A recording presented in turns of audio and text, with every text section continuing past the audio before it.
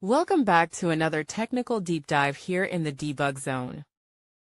Today we're tackling a big question and breaking it down with insights from other users. Hopefully this clears up some misconceptions and helps you get the answer you need. So buckle up, stay a little curious, and let's jump right in.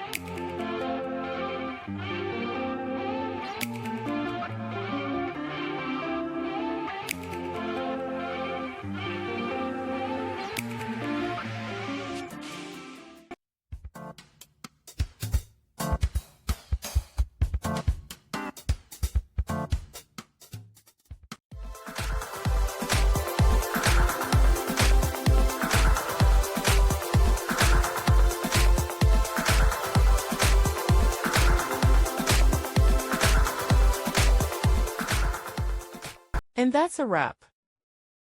I hope you found the answer you were looking for. If you did, take a second to hit that subscribe button. It really helps out. And let me know in the comments which solution worked best for you. See you next time in the Debug Zone.